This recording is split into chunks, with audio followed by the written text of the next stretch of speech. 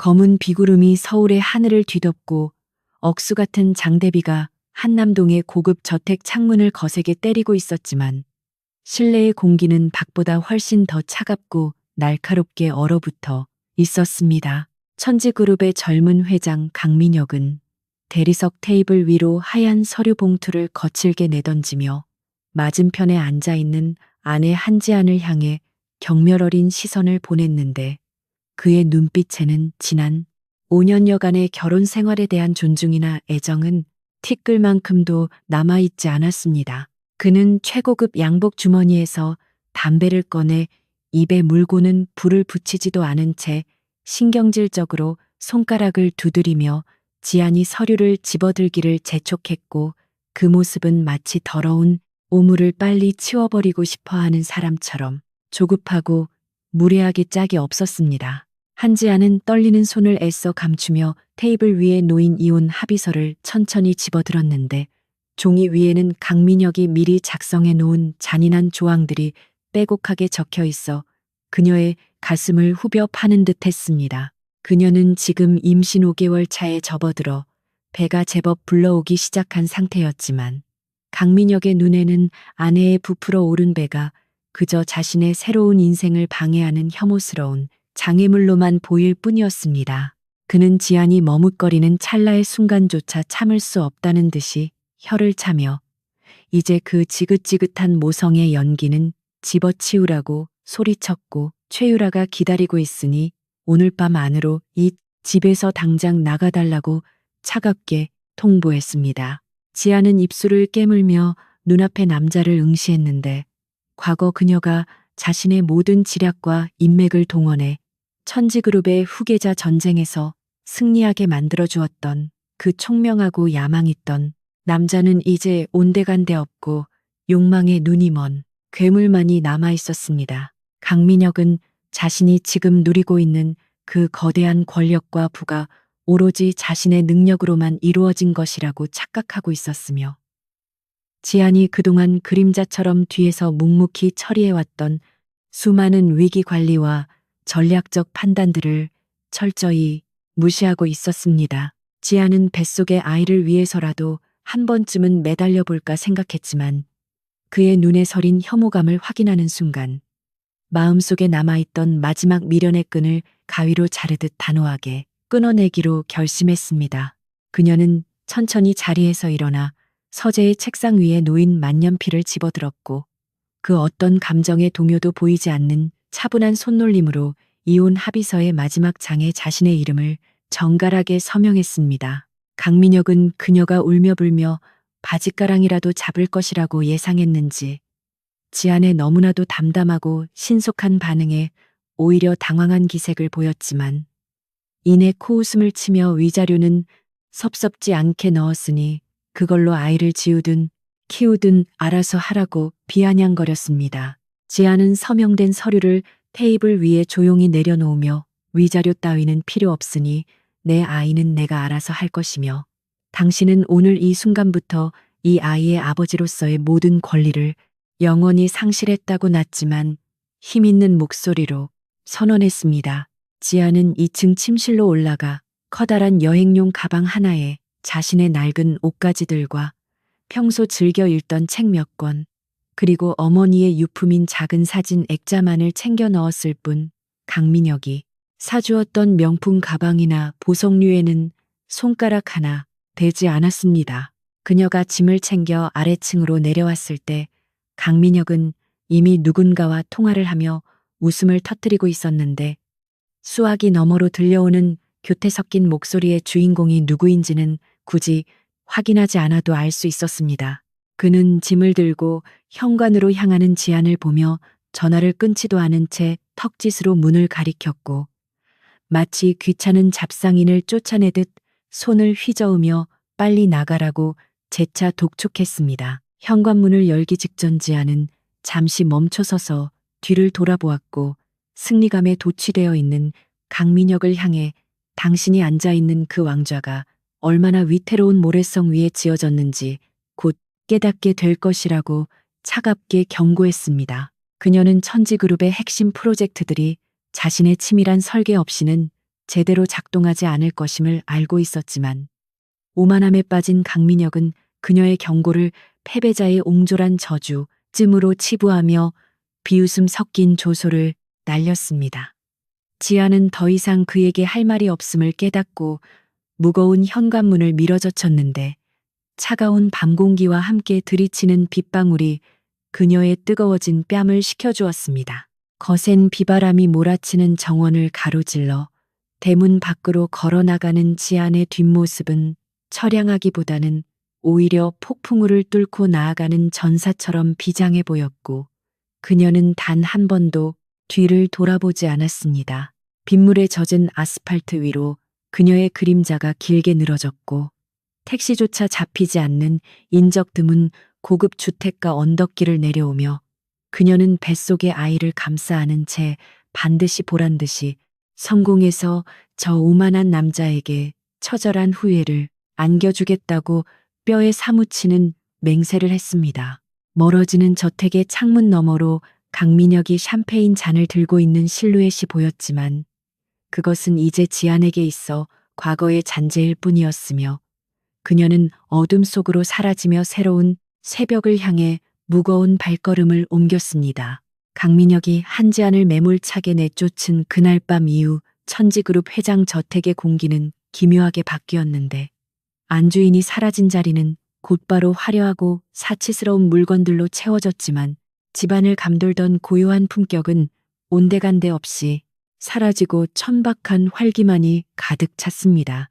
최유라는 마치 기다렸다는 듯이 한지안이 사용하던 드레스룸을 차지하고는 그녀가 남기고 간 짐들을 하인들을 시켜 쓰레기장으로 보내버리라고 소리쳤으며 그 모습에는 승리자의 도치감만이 가득할 뿐 타인에 대한 배려나 인간적인 예의는 찾아볼 수 없었습니다. 강민혁은 그런 유라의 행동을 제지하기는커녕 오히려 그녀의 허영심을 채워주는 것을 즐기며 자신의 곁에 젊고 아름다운 여자가 있다는 사실 하나만으로 세상을 다 가진 듯한 착각에 빠져 있었고 한지안이라는 존재가 자신의 인생에서 완전히 지워졌다고 믿으며 샴페인 잔을 높이 들어 올렸습니다. 그러나 강민혁의 달콤한 착각이 깨지는 데는 그리 오랜 시간이 걸리지 않았는데 회사에 출근한 그는 책상 위에 쌓인 결제 서류들을 보며 알 수 없는 답답함을 느끼기 시작했고 예전 같으면 이미 요약 정리되어 올라왔을 복잡한 안건들이 날 것 그대로 방치되어 있는 것을 보고 비서실장에게 불호령을 내렸습니다.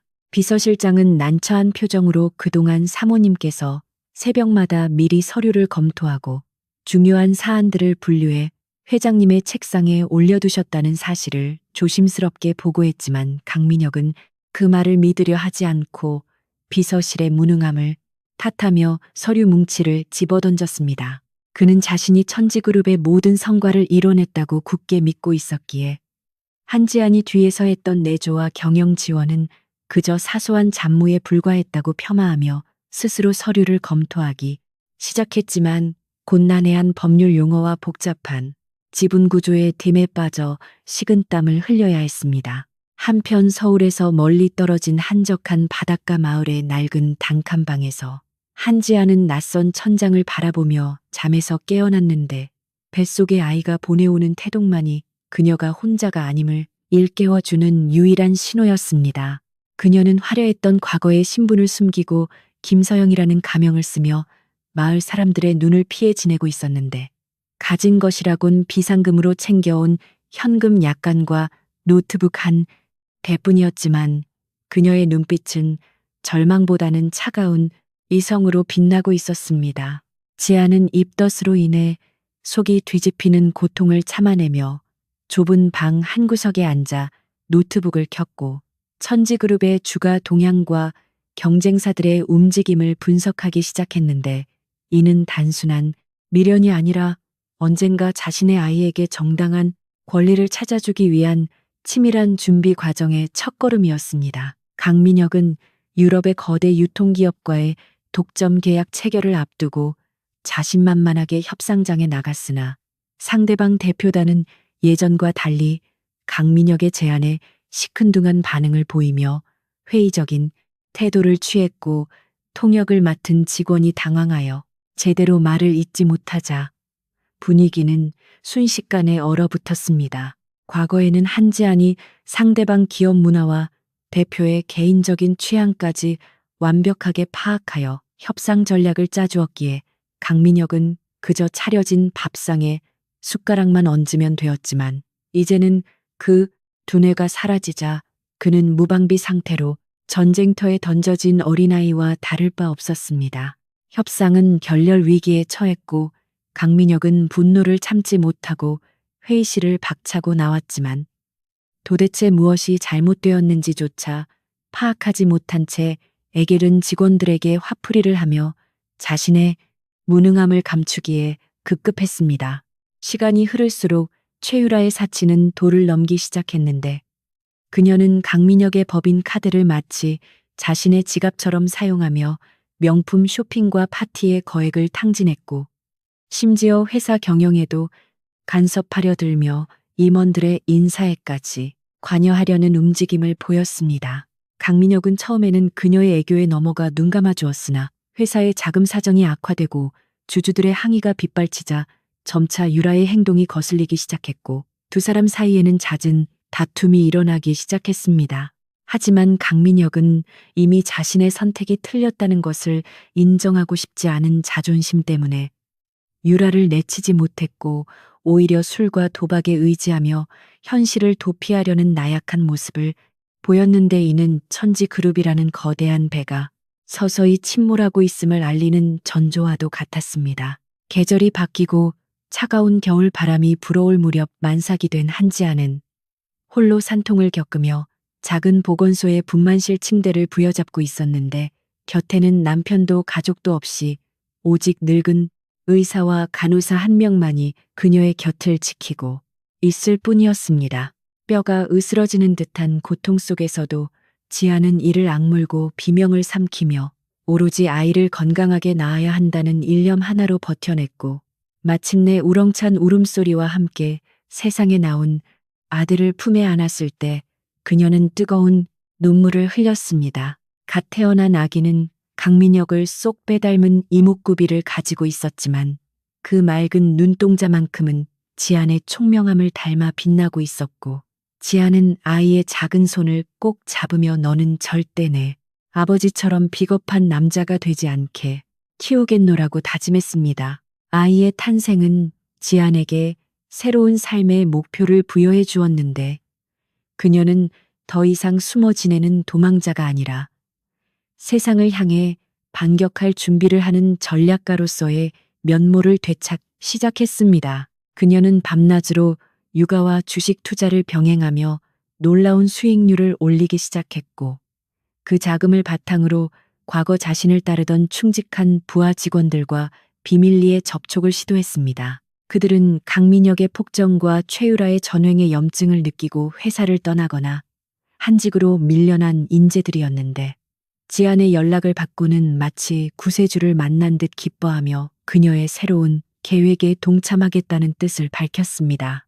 지안은 이들을 중심으로 그림자 조직을 결성하고 천지그룹의 내부 비리와 약점들을 하나둘씩 수집하기 시작했는데 이는 훗날 강민혁의 목을 조일 치명적인 무기가 될 것이었습니다. 한편 강민혁은 회사의 실적이 곤두박질치고 있음에도 불구하고 여전히 최유라가 주최하는 호화로운 파티에 참석하여 거칠애에만 신경 쓰고 있었는데 파티장에서 만난 경쟁사 임원들이 은근히 자신을 무시하는 듯한 발언을 하자 참지 못하고 주먹다짐을 벌이는 추태까지 부렸습니다. 이 사건은 언론에 대서특필되어 천지그룹의 이미지는 바닥으로 추락했고 주가는 연일 하한가를 기록하며 주주들의 분노는 극에 달했습니다.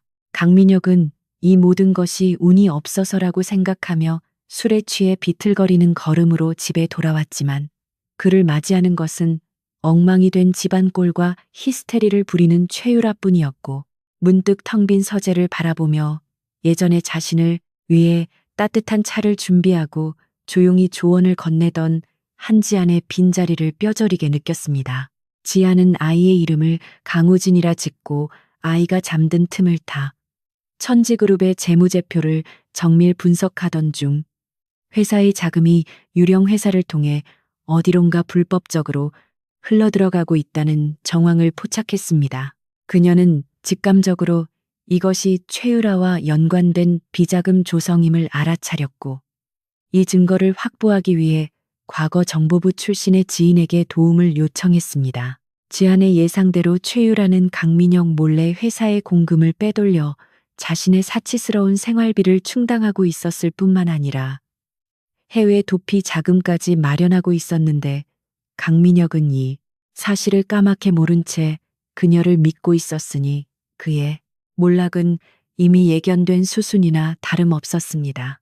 비 내리는 어느 날 밤 지안은 창밖을 바라보며 우진을 품에 안고 조용히 속삭였는데 이제 때가 되었다는 결연한 의지가 그녀의 목소리에 담겨 있었습니다. 그녀는 자신이 가진 모든 정보와 자금력을 동원해 천지그룹을 위협하는 거대 투자 세력인 오로라 펀드와 접촉하기로 결심했고 그들에게 자신의 능력을 증명해 보임으로써 파트너가 되어 천지그룹을 통째로 집어삼킬 계획을 세웠습니다. 이것은 단순히 전 남편에 대한 복수가 아니라 무능한 경영진으로부터 회사를 구하고 자신의 아이에게 물려줄 유산을 지키기 위한 정당한 싸움이었으며 지아는 이제 더 이상 약한 피해자가 아닌 판을 뒤흔드는 설계자가 되어 화려하게 귀환할 준비를 마쳤습니다. 3년이라는 시간은 천지그룹에게 있어 끝을 알 수 없는 추락의 연속이었고 한때 대한민국 재계 서열 상위권을 호령하던 거대 기업의 위상은 강민혁의 방만한 경영과 최유라의 무분별한 개입으로 인해 처참하게 무너져 내리고 있었습니다. 강민혁은 매일 밤 술에 절어 살며 자신의 무능함을 인정하는 대신 환율 변동이나 국제 유가 상승 같은 외부 요인 탓으로 돌리기에 바빴지만 정작 회사의 핵심 인재들이 줄줄이 경쟁사로 이직하고 있다는 사실은 애써 외면하고 있었습니다. 그는 텅 빈 회장실에 홀로 앉아 창밖의 야경을 내려다보며 과거 한지안이 곁에 있었을 때 느꼈던 안정감과 번영을 뼈저리게 그리워했지만 이미 엎질러진 물을 주워 담을 수 없다는 절망감에 괴로워하며 위스키 잔을 신경질적으로 벽에 던져 산산조각을 내버렸습니다. 최유라는 강민혁의 속타는 심정은 아랑곳하지 않고 오로지 자신의 사치스러운 욕망을 채우는 데에만 혈안이 되어 있었는데 그녀는 회사가 부도 위기에 몰린 상황에서도 해외 유명 디자이너의 신상 드레스를 사들이고 최고급 미용 시술을 받으며 법인 카드를 물쓰듯 펑펑 써대고 있었습니다. 그녀는 강민혁이 자제를 요청할 때마다 자신을 사랑하지 않느냐며 히스테리를 부리거나 임신을 하지 못하는 것이 스트레스 때문이라며 오히려 적반하장으로 화를 내곤 했는데 사실 그녀는 몰래 피임약을 복용하며 강민혁의 아이를 가질 생각조차 하지 않고 있었습니다. 강민혁은 그런 그녀의 이중적인 태도에 진저리를 치면서도 그녀가 떠나면 자신은 정말로 혼자가 될 것이라는 두려움 때문에 이러지도 저러지도 못하는 비참한 신세로 전락해 있었습니다. 그러던 어느 날 재계에는 정체불명의 외국계 투자회사인 오로라 인베스트먼트가 천지그룹의 주식을 공격적으로 매입하고 있다는 소문이 돌기 시작했고 강민혁은 경영권 방어를 위해 백방으로 뛰어다녔지만 이미 바닥에 떨어진 신용 등급 때문에 그 어떤 은행도 그에게 자금을 빌려주려 하지 않았습니다. 오로라 인베스트먼트는 막대한 자금력을 바탕으로 천지그룹의 채권단까지 포섭하며 강민혁의 숨통을 서서히 조여오고 있었는데 그들은 마치 천지그룹의 약점을 속속들이 알고 있는 것처럼 가장 취약한 부분들만 골라 정밀하게 타격하고 있었습니다.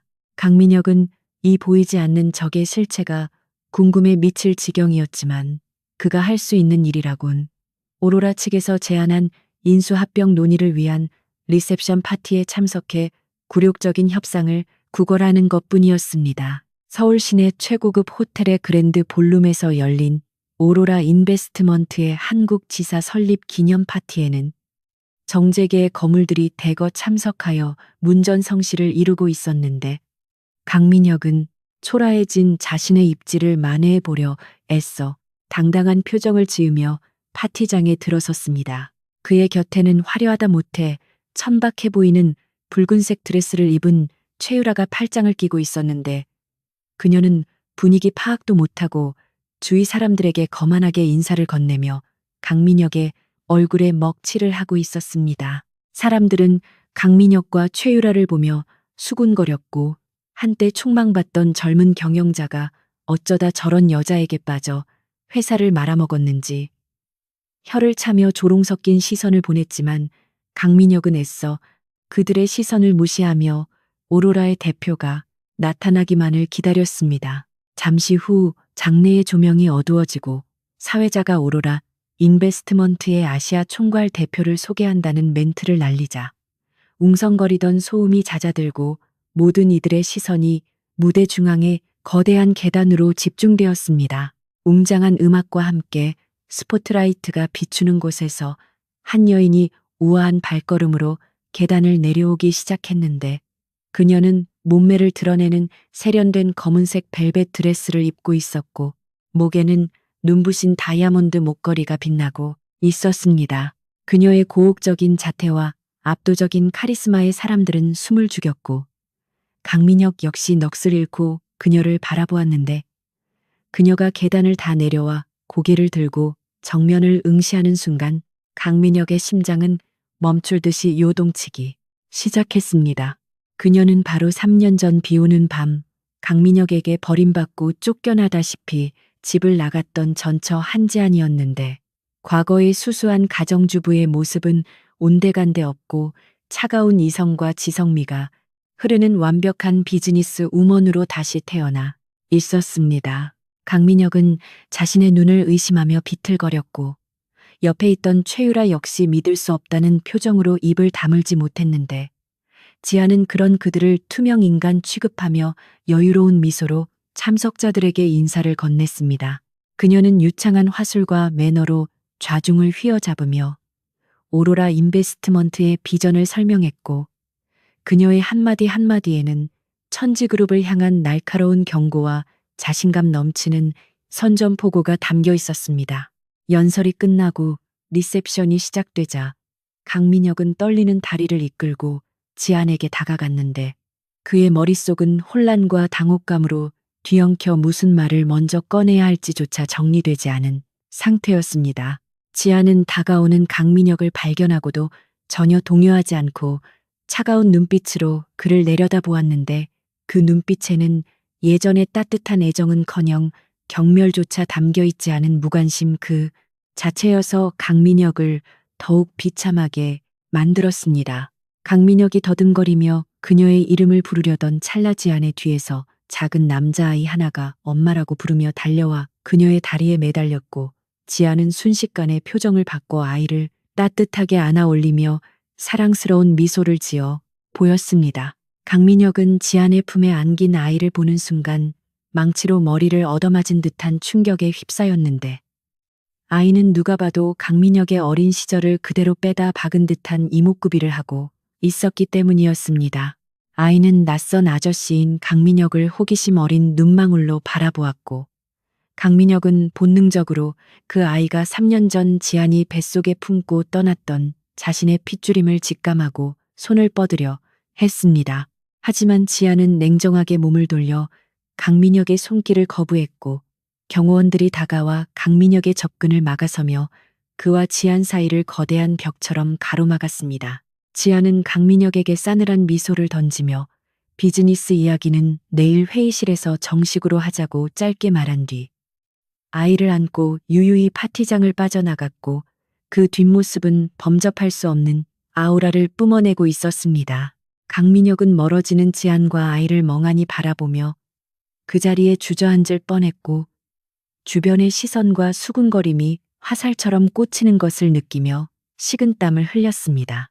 최유라는 질투심에 불타올라 저 여자가 어떻게 저런 자리에 있냐며 악을 썼지만 강민혁의 귀에는 아무것도 들리지 않았고 오직 자신의 아들과 아내를 잃어버렸다는 뒤늦은 자각만이 가슴을 후벼 팠습니다.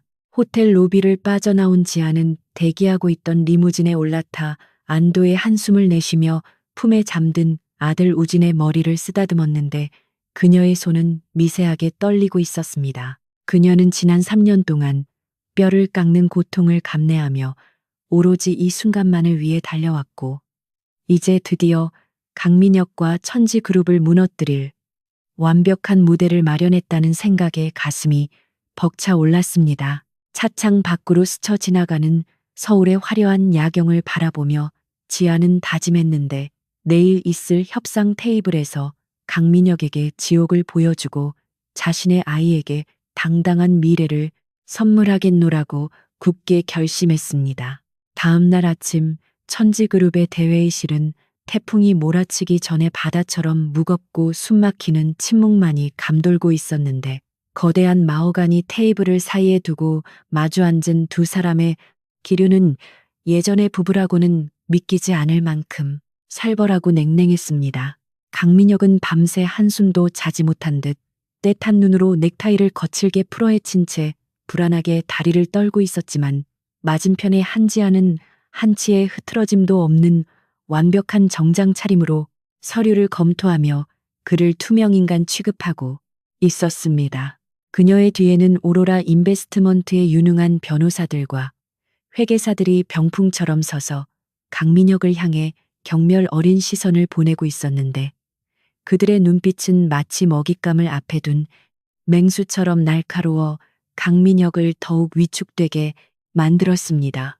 강민혁은 마른 침을 삼키며 어떻게든 기선을 제압해보려 헛기침을 했지만 지안이 서류에서 눈을 떼고 그를 정면으로 응시하는 순간 얼음장 같은 그녀의 카리스마에 압도되어 입조차 뻥긋할 수 없었습니다. 한지아는 감정이 섞이지 않은 건조한 목소리로 회의를 시작했는데 그녀가 제시한 화면에는 천지그룹의 지난 3년간의 경영 실적과 재무 상태가 적나라하게 그래프로 표시되어 있었고 붉은색 하얀 곡선은 강민혁의 참담한 성적표를 그대로 보여주고 있었습니다. 그녀는 강민혁이 야심차게 추진했던 무리한 사업 확장과 중복 투자들이 어떻게 회사의 현금 흐름을 막고 부채 비율을 폭발적으로 증가시켰는지 조목조목 지적하며 그를 경영자로서 완전히 발가벗겨 버렸습니다. 회의실에 배석한 천지그룹의 임원들은 쥐구멍이라도 찾고 싶은 심정으로 고개를 숙인 채 지안의 날카로운 질타를 듣고 있어야 했고 강민혁은 얼굴이 불그락푸르락해지며 반박하려 했지만 지안이 제시하는 완벽한 증거 자료들 앞에서는 어떤 변명도 통하지 않는다는 것을 깨닫고 무력감에 치을 떨었습니다. 지안의 브리핑이 끝나고 본격적인 인수합병 조건에 대한 논의가 시작되자 강민혁은 더 이상 참지 못하고 자리에서 벌떡 일어나 책상을 내리치며 어떻게 우리 사이를 이렇게 비즈니스로만 대할 수 있냐고 소리쳤습니다. 그는 지안에게 다가가 애절한 눈빛을 보내며 우리가 함께했던 시간들과 어제 파티장에서 보았던 아이를 언급하며 감정에 호소하려 했지만 지안의 표정은 미동조차 하지 않았습니다. 그녀는 차갑게 식은 눈으로 강민혁을 바라보며 당신이 내팽개친 그 빛 속에서 당신이 알던 한지아는 이미 죽었으며 지금 당신 앞에 있는 사람은 오로지 채권단의 대리인일 뿐이라고 싸늘하게 일갈했습니다. 그녀는 아이에 대한 언급조차 불쾌하다는 듯이 당신에게는 그 아이의 이름을 입에 올릴 자격조차 없으니 사적인 감정파리는 집어치우고 현실을 직시하라고 못 박았습니다. 강민혁은 지안의 단호한 태도에 억장이 무너지는 듯한 충격을 받았지만 이내 마지막 자존심을 세우며 자신이 물러나는 조건으로 회장직 유지와 경영권의 일부를 보장해달라고 터무니없는 요구를 했습니다. 그는 자신이 없으면 천지그룹의 상징성이 사라져 주가가 더 떨어질 것이라고 으름장을 놓았지만 지아는 코웃음을 치며 이미 당신의 평판은 바닥을 쳤고 주주들은 당신의 해임을 간절히 원하고 있다는 사실을 상기시켜 주었습니다. 지아는 서류 가방에서 두툼한 봉투 하나를 꺼내 테이블 위로 미끄러뜨리며 이것이 당신이 그토록 지키고 싶어하는 회장직보다 더 중요한 당신의 인생을 결정지을 마지막 선물이라고 말했습니다. 강민혁은 의아한 표정으로 봉투를 집어들었고 그 안에 들어있는 내용물을 확인하는 순간 그의 손이 사시나무 떨리듯 격렬하게 요동치기 시작했습니다. 그 봉투 안에는 강민혁이 그토록 사랑하고 맹신했던 최유라의 추악한 과거와 현재의 범죄 행각들이 낱낱이 기록된 조사 보고서가 들어 있었는데 그 내용은 가히 충격적이었습니다. 최유라는 강민혁 몰래 페이퍼 컴퍼니를 설립하여 천지그룹의 공금을 수십억 원이나 횡령하고 있었을 뿐만 아니라 과거 신분 세탁을 통해 학력과 경력을 위조했다는 증거들이 사진과 함께 첨부되어 있었습니다.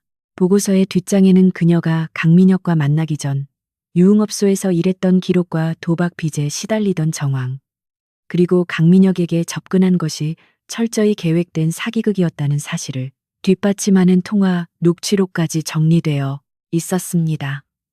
강민혁은 믿을 수 없는 현실에 눈을 부릅뜨고 서류를 넘기며 비명을 지르고 싶었지만 목구멍이 막힌 듯 아무런 소리도 나오지 않았습니다. 지아는 넋이 나간 강민혁을 바라보며 잔인할 정도로 침착한 목소리로 설명을 덧붙였는데 최유라가 빼돌린 자금 때문에 회사의 자금난이 더욱 가속화되었으며 그녀는 이미 강민혁이 망할 것을 예상하고 해외 도피를 준비하고 있다는 첩보까지 입수했다고 말했습니다.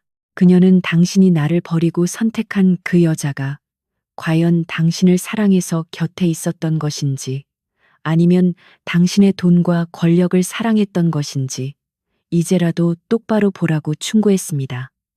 강민혁의 머릿속에는 지난 3년 동안 최유라가 자신에게 속삭였던 달콤한 사랑의 말들이 모두 거짓이었다는 사실과 자신이 진정한 보석을 버리고 썩은 동아줄을 잡았다는 끔찍한 깨달음이 교차하며 뇌리에 스파크를 일으켰습니다. 그는 서류를 구겨쥐며 분노와 배신감에 온몸을 떨었고 그동안 최유라의 사치를 묵인하고 그녀를 감싸주었던 자신의 어리석음이 뼈에 사무치도록 후회스러웠습니다. 회의는 강민혁의 완패로 끝이 났고 그는 영혼이 빠져나간 사람처럼 비틀거리는 걸음으로 회장실로 돌아왔지만 그곳은 더 이상 그에게 안식처가 아닌 지옥의 입구처럼 느껴졌습니다. 그는 책상 위에 놓인 최유라의 사진 액자를 집어들어 벽을 향해 힘껏 던졌고 유리가 산산조각 나며 파편이 사방으로 튀었지만 그의 분노는 전혀 가라앉지 않았습니다. 그는 즉시 비서실장에게 전화를 걸어 최유라의 법인 카드 사용 내역과 개인 계좌 입출금 내역을 당장 가져오라고 고래고래 소리를 질렀고 겁에 질린 비서들이 가져온 자료들은 지안이 준 보고서의 내용과 정확히 일치했습니다. 강민혁은 자신이 철저히 농락당했다는 사실에 치를 떨며 주먹으로 책상을 내리쳤고 손등이 찢어져 피가 흘러나왔지만 육체적 고통은 마음의 고통에 비하면 아무것도 아니었습니다. 그 시각 최유라는 백화점 VIP룸에서 쇼핑을 즐기다가 결제가 승인 거절되었다는 점원의 말에 당황하여 강민혁에게 전화를 걸었지만 그는 받지 않았고 불길한 예감을 감지한 그녀는 급히 택시를 잡아타고 회사로 향했습니다. 그녀가 회장실 문을 열고 들어서자마자 강민혁은 그녀의 머리채를 휘어잡고 바닥으로 내동댕이 쳤고 영문을 모르는 최유라는 비명을 지르며 왜 그러냐고 따져 물었습니다. 강민혁은 지안에게서 받은 보고서를 최유라의 얼굴에 뿌리며 이 더러운 사기꾼아, 내 돈 다 어디로 빼돌렸냐고 윽박질렀고 최유라는 흩날리는 서류들을 보며 사색이 되었습니다. 그녀는 곧바로 태도를 바꾸어 눈물을 흘리며 오해라고 발뺌하려 했지만 강민혁은 이미 그녀의 거짓 눈물에 더 이상 속지 않을 만큼 차가워져 있었습니다. 강민혁은 최유라에게 당장 내 눈앞에서 꺼지지 않으면 경찰에 넘겨 콩밥을 먹이겠다고 위협했고 평소 유순했던 강민혁의 살기등등한 모습에 겁을 먹은 최유라는 짐도 챙기지 못한 채 도망치듯 회장실을 빠져나갔습니다. 텅 빈 회장실에 홀로 남겨진 강민혁은 소파에 주저앉아 머리를 감싸 쥐었고 3년 전 자신이 한지안을 내쫓았던 그날의 기억이 주마등처럼 스쳐 지나갔습니다. 그때 지안은 임신한 몸으로 아무런 저항 없이 물러났지만 그녀의 눈빛에는 지금의 최유라처럼 비굴함이나 거짓이 없었고 오로지 당당함과 슬픔만이 서려 있었음을 이제야 깨달았습니다. 강민혁은 자신이 얼마나 큰 죄를 저질렀는지 그리고 그 대가가 얼마나 혹독한지 뼈저리게 느끼며 오열하기 시작했지만 흘러간 시간은 결코 되돌릴 수 없었습니다.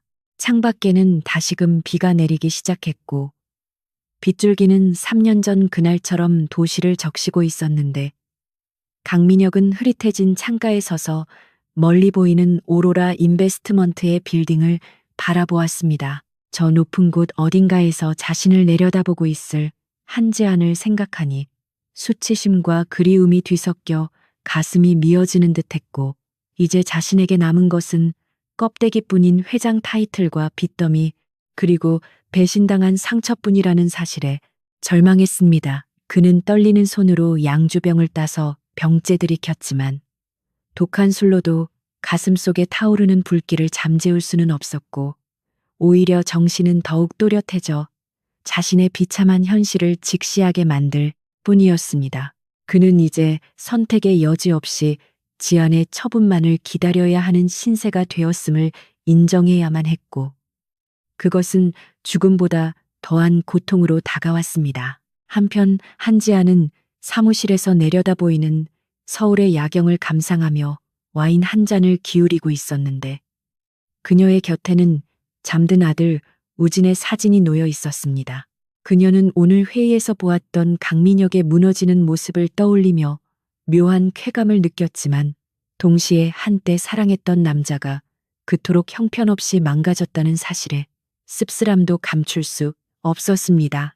하지만 그녀는 감상에 젖는 대신 냉정함을 유지하려 애쓰며 내일 있을 이사회에서 강민혁을 완전히 해임하고 천지그룹을 접수하기 위한 마지막 계획을 점검했습니다. 그녀에게는 지켜야 할 아들이 있었고 되찾아야 할 명예가 있었기에 멈출 수 없었으며 강민혁의 눈물 따위는 그녀의 행보에 아무런 걸림돌이 되지 않았습니다. 밤이 깊어가고 천지그룹의 사옥에는 불이 하나둘씩 꺼져갔지만 강민혁의 회장실 불빛만은 꺼질 줄 몰랐고 그는 어둠 속에서 홀로 고립된 섬처럼 떠 있었습니다. 그는 책상 서랍 깊숙한 곳에서 예전에 지안과 찍었던 낡은 사진 한 장을 찾아내어 먼지를 털어내고 바라보았는데 사진 속의 두 사람은 세상을 다 가진 듯 행복하게 웃고 있었습니다. 강민혁은 그 사진을 가슴에 품고 소리 죽여 울었고 자신의 오만과 어리석음이 파괴해버린 그 행복했던 시절로 단 1분만이라도 돌아갈 수 있다면 악마에게 영혼이라도 팔 수 있을 것 같았습니다.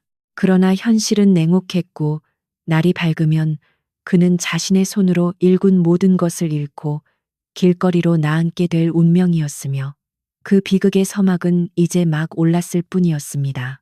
천지그룹 본사 대회의실에서 열린 임시 주주총회는 강민혁에게 있어 공개 처형장이나 다를 바 없었는데 주주들은 만장일치로 그의 해임안을 가결시켰고 그는 자신이 앉아있던 의장석에서 쫓겨나듯 끌려 내려와야만 했습니다. 단상 위에는 오로라 인베스트먼트의 대표 자격으로 참석한 한지안이 냉철한 표정으로 의사봉을 두드리고 있었는데 그녀의 모습은 패배자인 강민혁과 극명한 대조를 이루며 잔인할 정도로 빛나고 있었습니다. 회의실을 가득 메운 수백 명의 임직원들과 주주들은 강민혁이 퇴장하는 뒷모습을 향해 싸늘한 침묵으로 일관하거나 혀를 차며 조소했고 강민혁은 쥐구멍이라도 찾고 싶은 수치심에 얼굴을 들 수조차 없었습니다. 그는 자신이 평생을 바쳐 일궈냈다고 자부했던 회사가 한순간에 남의 손에 넘어가는 것을 목격하며 자신의 오만함이 초래한 결과가 얼마나 참혹한지 뼈저리게 실감했습니다. 보안 요원들에 의해 회사 로비 밖으로 쫓겨난 강민혁은 멍하니 서 있다가 비틀거리며 자신의 차에 올랐는데 그가 갈 곳이라곤 이제 텅 빈 저택뿐이었지만 그곳조차 안식처가 될 수 있을지는 미지수였습니다. 집에 도착한 그는 평소와 달리 불이 꺼진 채 을씨년스러운 기운이 감도는 현관을 마주했고 불길한 예감에 휩싸여 미친 듯이 집 안으로 뛰어들어갔습니다. 거실은 마치 도둑이 든 것처럼 난장판이 되어 있었고 고가의 그림들과 장식품들이 있던 자리는 흉하게 비어 있었으며 바닥에는 최유라가 급하게 짐을 챙기느라 버리고 간 옷가지들과 잡동사니들이 어지럽게 널려 있었습니다. 강민혁은 떨리는 손으로 안방에 있는 금고를 열어보았지만 그 안에는 현금 다발과 채권, 그리고 어머니가 물려주신 폐물까지 모조리 사라지고 텅 빈 공간만이 그를 비웃듯 입을 벌리고 있었습니다. 강민혁은 그 자리에 주저앉아 실성한 사람처럼 허탈한 웃음을 터뜨렸는데 최유라는 그가 회사에서 쫓겨나는 그 순간을 틈타 그의 마지막 재산까지 털어 해외로 도주해버린 것이 분명했습니다. 그는 자신이 사랑이라고 믿었던 여자가 실은 자신의 피를 빨아먹는 거머리에 불과했다는 사실을 다시 한번 확인하며 가슴을 쥐어뜯었고 3년 전 임신한 아내를 내쫓고 그 자리에 사기꾼을 들였던 자신의 어리석음을 저주했습니다. 이제 그에게 남은 것은 수십억 원의 개인 빚과 전과자라는 낙인, 그리고 철저한 고독뿐이었으며 한때 세상을 호령하던 천지그룹의 회장은 하루아침에 빈털터리 노숙자 신세로 전락하고 말았습니다. 그는 깨진 유리 조각을 손에 쥐고 울부짖었지만 아무도 들어주는 이 없는 텅 빈 저택에는 그의 처절한 비명소리만이 공허하게 메아리칠 뿐이었습니다. 며칠 뒤 강민혁은 수척해진 몰골로 한지안이 머물고 있는 고급 아파트 단지 입구를 서성이고 있었는데 며칠 동안 씻지도 못하고 수염이 더수룩한 그의 모습은 과거에 화려했던 재벌 회장의 모습이라고는 상상할 수 없을 정도로 비참했습니다. 때마침 하늘에서는 억수 같은 장대비가 쏟아지기 시작했고 강민혁은 우산도 없이 비를 맞으며 지안의 차가 나타나기만을 기다렸는데 빗물에 섞여 흐르는 눈물이 그의 볼을 타고 끊임없이 흘러내렸습니다. 잠시 후 검은색 세단이 미끄러지듯 들어와 멈췄고 뒷좌석에서 한지안이 우아한 자태로 내리는 모습이 보이자 강민혁은 체면이고 자존심이고 모두 내던진 채 그녀를 향해 달려가 젖은 바닥에 무릎을 꿇었습니다. 지안은 갑자기 튀어나온 노숙자 행색의 남자가 강민혁이라는 것을 알아보고 잠시 멈칫했으나 이내 경호원들의 제지를 손짓으로 막으며 차가운 눈으로 그를 내려다보았습니다. 강민혁은 빗물과 진흙으로 범벅이 된 바지를 부여잡고 지안을 올려다보며 제발 한 번만 용서해달라고 애원했고 자신이 정말 잘못했다며 짐승 같은 울음소리를 토해냈습니다. 그는 이제 돈도 명예도 필요 없으니 제발 아들 우진이 얼굴만이라도 한 번 보게 해달라고 사정했고 자신이 아비로서 아이에게 해줄 수 있는 것이 아무것도 없다는 것을 알지만 핏줄을 한 번만이라도 안아보고 싶다고 절규했습니다. 그의 목소리는 빗소리에 묻혀 애처롭게 들렸지만 지안의 표정은 동정심 하나 없이 마치 감정이 없는 조각상처럼 굳어 있었습니다.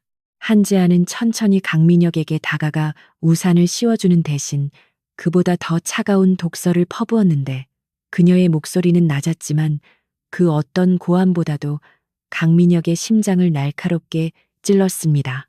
그녀는 당신이 버린 것은 단순한 아내가 아니라 당신의 인생 그 자체였으며 당신이 그 여자에게 눈이 멀어 내 뱃속의 아이를 부정했을 때 이미 당신은 우진이의 아버지가 될 자격을 영원히 상실했다고 말했습니다. 지아는 당신이 지금 흘리는 눈물은 아이를 위한 부정이 아니라 모든 것을 잃은 패배자의 자기 연민일 뿐이라며 당신 같은 파렴치한 인간이 내 아들 앞에 나타나는 것 자체가 아이에게는 씻을 수 없는 모욕이자 상처라고 일갈했습니다.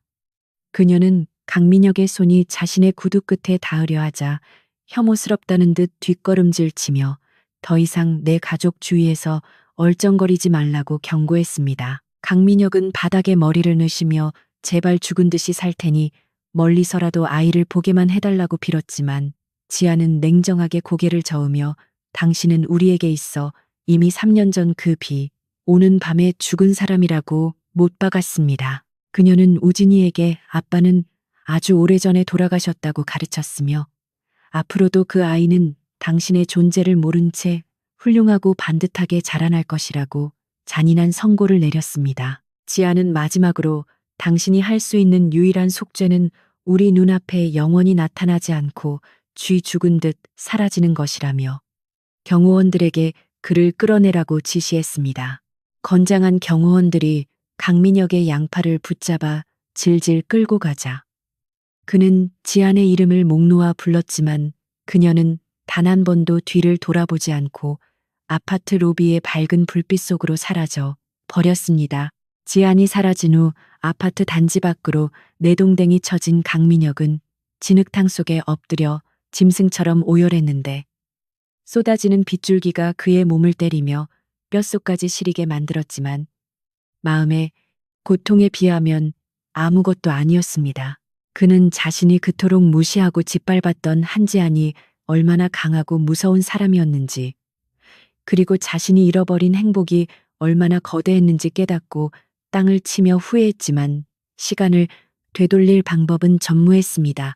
지나가는 행인들이 혀를 차며 그를 피해서 지나갔고 그는 이제 누구에게도 동정받지 못하는 비참한 신세가 되어 차가운 아스팔트 위에서 밤을 지새워야 했습니다. 그는 흐릿해지는 의식 속에서도 우진이의 환영을 보며 손을 뻗었지만 그 손에 잡히는 것은 차가운 빗물과 허공뿐이었습니다.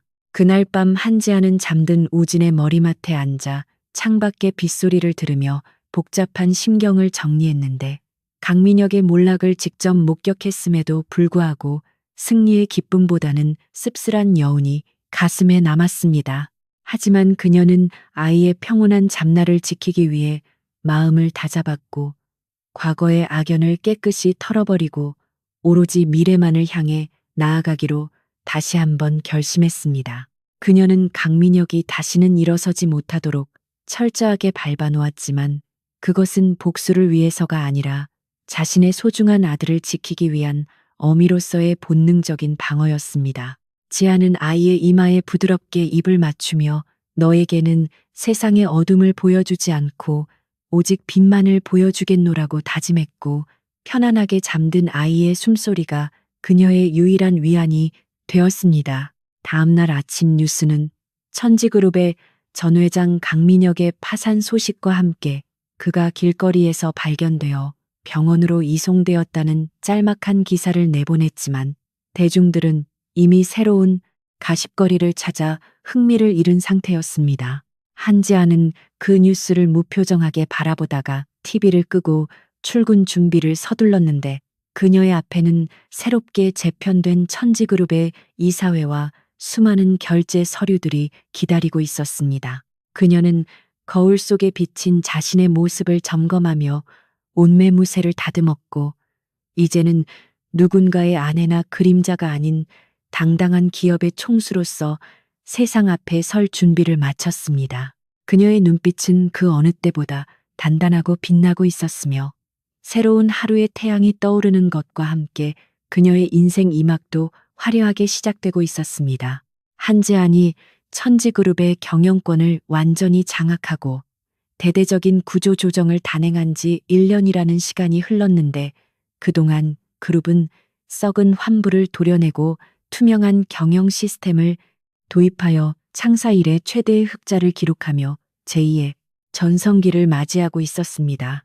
과거 강민혁의 방만한 경영으로 인해 바닥을 쳤던 주가는 연일 최고가를 경신하며 고공행진을 이어갔고 불안에 떨었던 임직원들은 이제 한지안 회장의 탁월한 리더십을 절대적으로 신뢰하며 회사에 대한 자부심을 되찾았습니다. 그녀는 단순히 이익만을 쫓는 경영자가 아니라 직원들의 복지와 사회적 책임을 중요시하는 존경받는 기업인으로 거듭났으며 언론은 그녀를 위기에서 회사를 구한 철의 여인이라 칭송하며 연일 대서특필했습니다. 회장실의 창가에 서서 활기차게 돌아가는 도심을 내려다보는 지안의 표정에는 과거의 그늘은 찾아볼 수 없었고 오직 자신감과 여유만이 넘쳐 흘렀는데 그녀의 곁에는 더 이상 그녀를 무시하거나 억압하는 존재가 없었습니다. 반면 강민혁은 서울 변두리의 허름한 고시원 쪽방에서 컵라면으로 끼니를 때우며 비참한 하루하루를 연명하고 있었는데 한때 대한민국 재계를 호령하던 재벌 회장의 모습은 온데간데 없고 초라한 일용직 노동자의 행색만이 남아 있었습니다.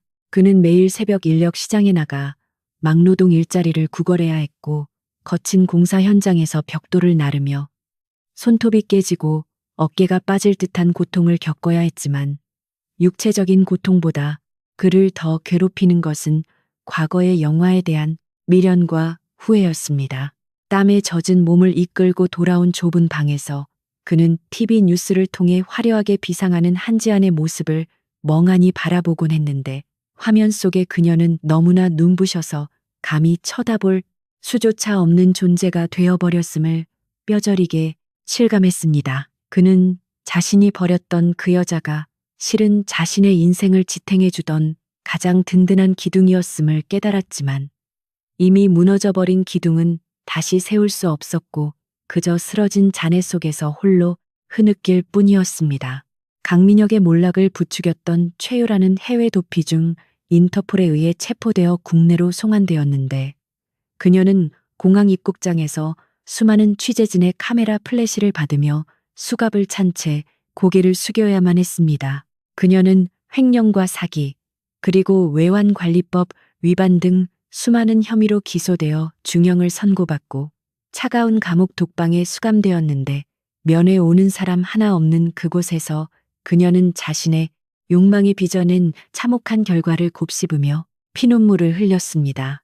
강민혁은 뉴스를 통해 그녀의 소식을 접했지만 분노조차 치밀어 오르지 않을 만큼 마음이 황폐해져 있었고 그저 악연으로 얽혔던 두 사람의 파멸이 인과응보라는 사자성어 그대로 실현되었음을 허탈하게 인정할 수밖에 없었습니다. 그는 자신이 사랑이라 믿었던 불장난이 결국 자신과 가문을 모두 태워버린 재앙의 불씨였음을 뒤늦게 깨닫고 가슴을 치며 통곡했지만 그 소리는 고시원의 얇은 벽을 넘지 못하고 흩어졌습니다.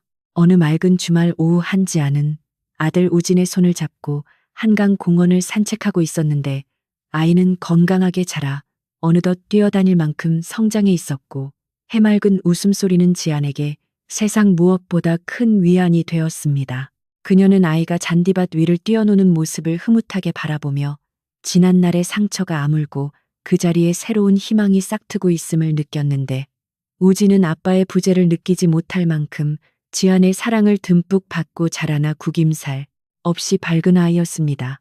멀리서 모자를 눌러 쓴 남루한 차림의 남자가 나무 뒤에 숨어 그 모습을 훔쳐보고 있었는데 그는 바로 강민혁이었고 그는 차마 아이 앞에 나서지 못한 채 먼발치에서 자신의 핏줄을 바라보며 하염없이 눈물을 흘리고 있었습니다. 그는 자신이 저 아름다운 그림 속에 들어갈 자격이 없음을 스스로 잘 알고 있었기에 그림자처럼 숨죽여 지켜보다가 아이가 지안의 품에 안겨 행복하게 웃는 모습을 확인하고는 쓸쓸히 발길을 돌렸습니다. 강민혁은 다시는 그들 앞에 나타나지 않겠다는 마지막 약속을 지키기 위해 서울을 떠나 연고가 없는 지방의 작은 시골 마을로 내려갔는데 그곳에서 그는 자신의 이름과 과거를 모두 숨기고 바티를 거들며 조용히 속죄하는 삶을 살아가기로 결심했습니다. 그는 밤마다 하늘의 별을 바라보며 아내와 아이의 행복을 빌었고 그것이 자신이 할 수 있는 유일한 사랑의 방식임을 받아들였는데 화려했던 과거는 그에게 신기루 같은 꿈이었고 지금의 고독한 삶이 그가 짊어져야 할 현실의 무게였습니다. 마을 사람들은 그를 말이 없고 성실한 일꾼으로만 알고 있었지만 가끔 그가 먼 산을 바라보며 깊은 한숨을 내쉴 때마다 그의 눈동자에 서린 깊은 슬픔을 짐작할 뿐 아무도 그의 사연을 묻지 않았습니다. 그렇게 그는 세상 사람들의 기억 속에서 서서히 잊혀갔고 한때 세상을 호령했던 오만한 CEO의 전설은 바람과 함께 사라져 버렸습니다. 한지아는 천지그룹 창립 기념식 단상에 올라 수천 명의 임직원들 앞에서 미래 비전을 선포했는데 그녀의 목소리는 힘차고 확신에 차 있었으며 그녀를 바라보는 사람들의 눈빛에는 존경과 경외심이 담겨 있었습니다. 연설을 마친 그녀는 쏟아지는 박수갈채를 받으며 단상을 내려왔고 비서가 건네준 우진의 입학식 사진을 받아들고는 환한 미소를 지었는데 그것은 기업의 총수가 아닌 한 아이의 어머니로서 느끼는 순수한 기쁨이었습니다. 그녀는 이제 과거의 배신과 아픔을 성장의 밑거름으로 삼아 더 단단하고 빛나는 보석이 되었으며 자신의 인생을 스스로 개척한 승리자로서 당당하게 세상의 중심에 서게 되었습니다. 그녀의 집무실 책상 위에는 가족 사진과 함께 위기는 기회의 또 다른 이름이다라는 문구가 적힌 명패가 놓여 있었는데 이는 그녀가 겪어온 파란만장한 삶을 대변하는 문장이자 앞으로 나아갈 길을 비추는 등불과도 같았습니다. 그날 밤 지아는 우진을 재우고 테라스에 나와 와인잔을 기울이며 도시의 야경을 감상했는데 화려하게 빛나는 불빛들이 마치 그녀의 앞날을 축복하는 듯 반짝이고 있었습니다. 그녀는 문득 스쳐 지나가는 바람결에 과거의 기억들을 실어보내며 강민혁에 대한 미움조차 이제는 먼지처럼 털어버렸음을 깨달았고 진정한 복수란 상대를 파멸시키는 것이 아니라 자신이 그보다 훨씬 더 행복하고 보란듯이 잘 사는 것임을 확인했습니다. 그녀는 밤하늘을 올려다보며 자신을 지켜준 돌아가신 부모님께 감사의 인사를 올렸고 내일은 오늘보다 더 찬란한 태양이 떠오를 것임을 믿어 의심치 않았습니다. 어둠이 깊을수록 별은 더 밝게 빛나듯 시련을 이겨낸 그녀의 인생은 이제 막 가장 아름다운 절정의 순간을 맞이하고 있었고 그녀는 미소를 머금은 채 평온한 밤의 고요 속으로 걸어 들어갔습니다.